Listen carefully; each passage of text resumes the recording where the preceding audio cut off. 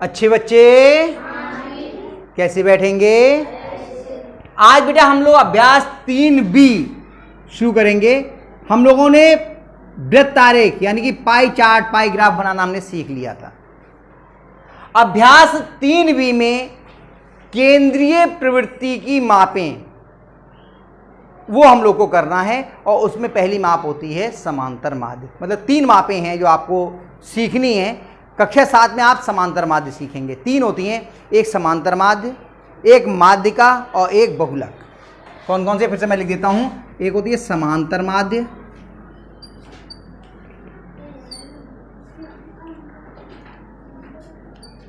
एक माध्यिका और एक होती है आपकी बहुलक। ये तीनों चीजें क्या होती हैं पहले मैं संक्षेप में बता दूं, फिर आगे बात करते हैं। समांतर माध्य का मतलब क्या है? किसी के पास 4 टॉफी हैं, किसी के पास 8 टॉफी हैं, किसी के पास 3 टॉफी हैं और किसी के पास 5 टॉफी हैं। ये कितने बच्चे हैं कुल? 4। तो हमने क्या किया, इन सब की टॉफियां लीजिए और सब एक जगह इकट्ठी कर लीजिए। तो कुल कितनी टॉफी हो गई? 20। और सबको बराबर बराबर बांट दीजिए। एक एक को कितनी कितनी मिली? 5। तो ये 5 इसका क्या हो गया? समांतर माध्य हो गया। यानी कि सबको एक जगह पे इकट्ठा किया और सबको बराबर बराबर बांट दी। 8 वाले को भी 5 मिली, 3 वाले को भी 5 मिली, 4 वाले को भी 5 मिली और 5 वाले को भी 5 मिली। यानी कि पहले हमने सबको जोड़ लिया, इकट्ठा कर लिया और फिर जितने हैं उतनों में बराबर बराबर बांट दिया, यानी भाग कर दिया। ये क्या कहलाया? समांतर माध्य। माध्यिका क्या होती है? इन सबको बढ़ते हुए या घटते हुए क्रम में लिख दो, जो बीच वाला होगा वो आपके माध्यिका हो जाएगी। बहुलक क्या होता है? जो पद सबसे ज्यादा बार हो वो बहुलक होता है। इसमें सब बराबर हैं इसलिए सभी बहुलक हैं। अगर मान लो एक बार 3 और होता, मान लो, या 4 और होता, एक बार 4 और होता, तो वो इसका बहुलक क्या हो जाता? 4, क्योंकि 4 2 बार है। ठीक है, बात समझ में आई? अब ये 4 मिटा दे वरना इससे मिसमैच हो जाएगा। तो हमारे लिए सीखना है आज समांतर माध्य। माध्यिका और बहुलक हमने थोड़ा संक्षेप में आपको बता दिया, क्योंकि जब आप 8वें में जाएंगे तो आप ये दोनों भी सीखेंगे। फिलहाल हमें सीखना है केवल समांतर माध्य। तो समांतर माध्य क्या करते हैं हम? समांतर माध्य में अभी हम लोगों ने निकाला, इसको अंग्रेजी में बोलते हैं मीन। क्या बोलते हैं? मैंने लिख भी देता हूं, MEAN, मीन। मीन मतलब समांतर माध्य। मैं इसलिए अंग्रेजी के शब्दों में आपको कुछ बता देता हूं, क्योंकि कई बार ऐसा होता है जब आप 9वीं 10वीं में या और बड़े क्लास में जाते हैं, तो जब शिक्षक आपसे अंग्रेजी के शब्द बोलते हैं तो आप लोग थोड़े से अटकड़ा जाते हैं एकदम कि अरे ये क्या बोल दिया, एकदम ये तो हमने पढ़ा ही नहीं है। इसलिए मैंने 6ठे में भी आपको कुछ अंग्रेजी के शब्दों में समझाया था, यहाँ पर भी मैं आपको बताता रहता हूँ। समांतर माध्य को ही अंग्रेजी में मीन कहते हैं। क्या कहते हैं? मीन। अब हम लिखेंगे यहाँ पे समांतर माध्य बराबर क्या हुआ, सूत्र लिख देता हूं पहले, समांतर माध्य। तो हमने पहले क्या किया था, जितने भी पद थे उन सबको क्या किया था, हमने जोड़ लिया था और फिर जितने पद थे उससे उसको भाग किया था। यही तो किया था, तभी तो बराबर बराबर बटेगा। तो सूत्र भी यही है इसका, पदों का योग बटे पदों की संख्या, बटे पदों की। अब किसी का भी आपको अगर समांतर माध्य निकालना है तो पदों को जोड़ लीजिए और उसकी संख्या से उसमें भाग कर दीजिए, समांतर माध्य आ जाएगा। एक हम लोग उदाहरण करके देख लें तो और समझ में आ जाएगा। जैसे अभी हमने वही लिखा था 4 3 8 5, यही तो थे। इसका समांतर माध्य आपको निकालना है तो तरीका क्या होगा बताओ? समांतर माध्य बराबर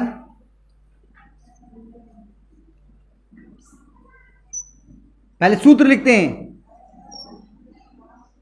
पदों का योग बटे पदों की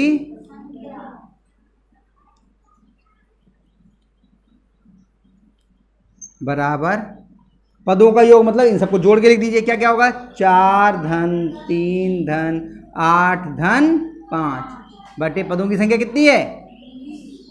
हैं? कितने पद है ये? 4।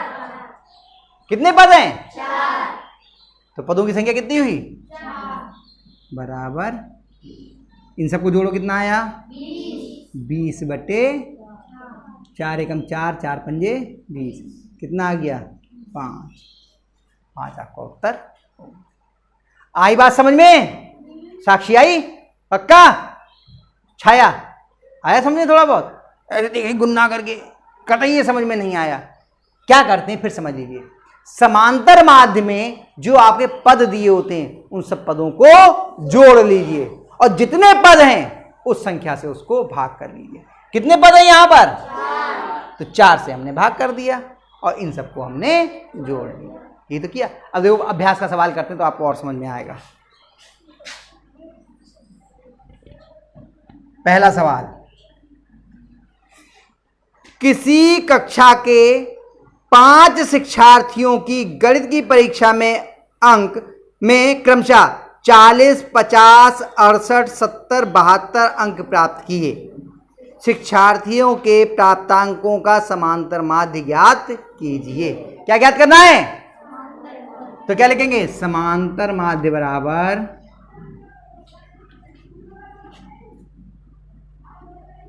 क्या होता है सूत्र?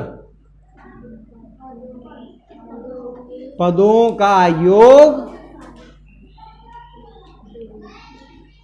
बटे पदों की संख्या।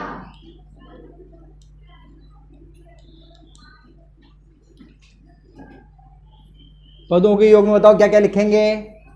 पहला पद क्या है? 40 प्लस 50 प्लस 68 प्लस 72 और पदों की संख्या कितनी है? कितनी है छाया? आ रही बात समझे? 5। अब क्या करेंगे? इन सबको जोड़ लीजिए बटे में, तो 5 आना है, 5 पहले से लिख दिए। इन सबको जोड़ना है। अब इसमें जोड़ने में अधिकांश बच्चों से गलती होती है। इनके जोड़ने में अधिकांश बच्चों से गलती होती है। मैं जोड़ने की वैदिक रीति आपको बता देता हूं कैसे जोड़ा जाएगा, तो आपसे गलती नहीं होगी। यहां समझा रहा हूं, ध्यान से देखना आप। ये यहां पे बता देता हूं मैं आपको जोड़ने की रीति। यहां रफ बना देता हूं। किस किस को जोड़ना है? 40, 50, 68, 70, 72 जोड़ना है। तरीका देखो, 0, 0, 8, 0, 10। जैसे ही 10 या उससे ऊपर होंगे तो 10 का एक तो यहां आगे, यहां बिंदी लगा दीजिए, केवल एक। और कितना बचा आपके पास? 0 नीचे चला गया। इसमें हासिल नहीं आएगा बिल्कुल भी, ध्यान रखना। 0 यहां आ गया। अब यहां से गिनना शुरू करते हैं। 4 और 5 9 और 6 15। 15 10 से ज्यादा हो गए, एक बिंदी इधर लगा दीजिए। कितने रह गए यहां पर? 5 रह गए ना। 5 और 7 12। 10 से ज्यादा हो गया, एक यहां रहे। कितने रह गए? 2 और ये वाला जोड़िए, 2 और 1 3 और 7 10। ज्यादा हो गया ना, 10 हो गया।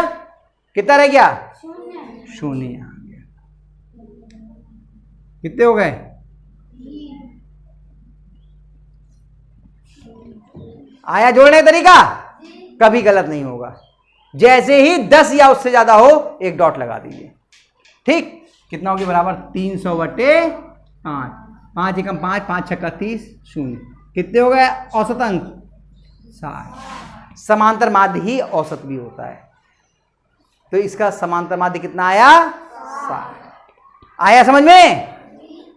आया? अभी मैंने केवल एक सवाल बताया है। आप अगर कोशिश करेंगे तो दूसरा सवाल भी आपसे हो जाएगा। उसमें थोड़े ज्यादा हैं, शायद 10 है ना, 15, तो 15 ऐसे लिख करके करोगे तो आपसे आसानी से हो जाएगा। ठीक, एक मैंने करा दिया, दूसरा आप खुद प्रयास करना और पहले का भी प्रयास करना, तब आपसे हो जाएगा। उतार लीजिए और कर लीजिए इसको।